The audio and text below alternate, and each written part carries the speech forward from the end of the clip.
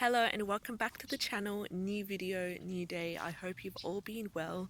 Here we are in the forest. I'd love to share with you the beautiful view as well as get to know the wild edibles around here and how to use them in your day-to-day daily routine in order to increase your wellness, increase your health and your positive energy. So here we have a couple of really lovely edibles that can be incorporated into your tincture making, whether it's in your tincture making, whether it's in your syrup making, whether it's just an average tea that you would like to spice it up with its healing benefits, with its powerful immune boosting benefits.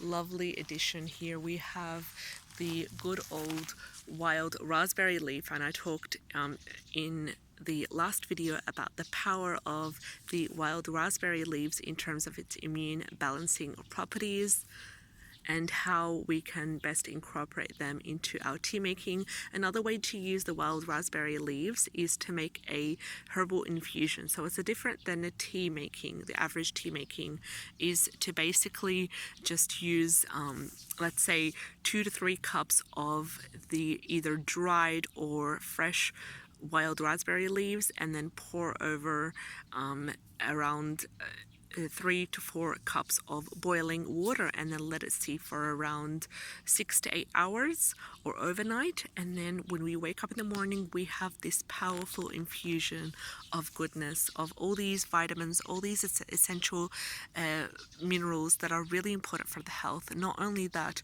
we get to have a concentrated form of the minerals as well and just boost our immunity that way, rather than just having 2 to 3 cups of tea where it's going to be much more lighter in both flavor and in nutrient capacity.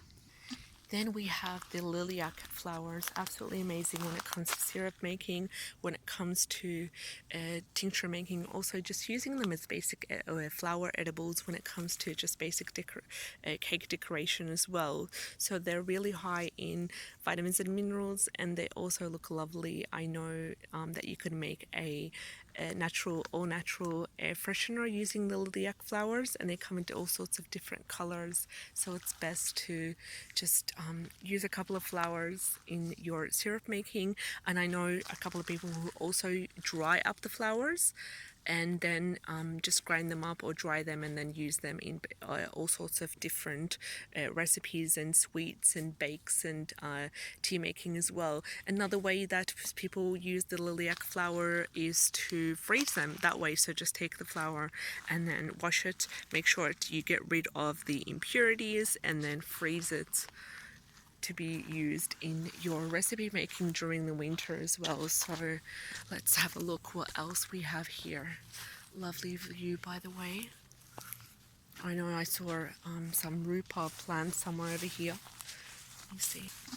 There we go. I just have to be careful because there are some nettle plants over here that can sting you. Not that the sting is bad, the sting is actually really good. Some people actually deliberately sting themselves in order to help improve the circulation of the body, and it's not a pleasant thing, so I'd prefer not to be stung by nettle. I'm sure there's other ways to stimulate the circulatory system other than being stung. So this is the rhubarb plant, high in vitamin C, high in vitamins and minerals as well. So the stalk can be used in all sorts of recipes, baking. It can also be used to make juice out of it as well. Lovely citrusy, zesty flavor. And some people also freeze it to make into jams later on during the winter. I don't know about drying it up, but I would prefer to have rhubarb fresh as much as possible. We've just come across a apple tree that has just started to flower, and it's absolutely beautiful, beautiful view right here just by the lakeside. And let me just see if I could get a better view. So mashallah, looks beautiful.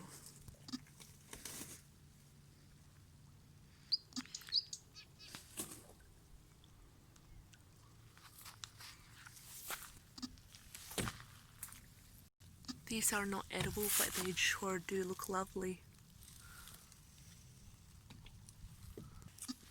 Deep into the forest we go. Let's see what else we can find.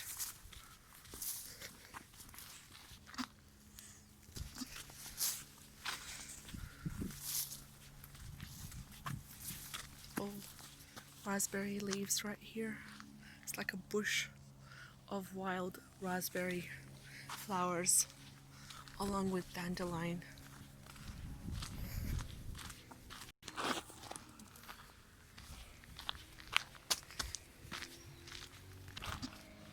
This view here is absolutely beautiful. Just the colors and the amazing flowers that grow here.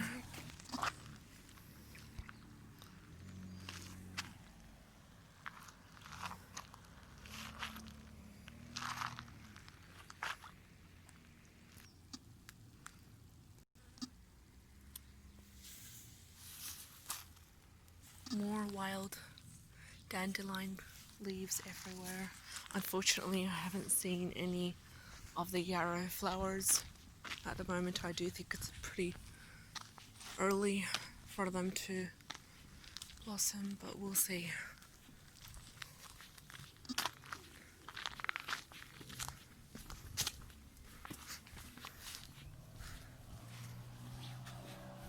So I hope you enjoyed the video.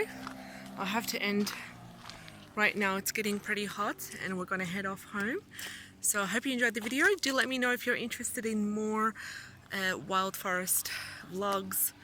Let me know what you're interested in seeing, and I hope to see you in the next video. Take care and have a great day. Bye bye.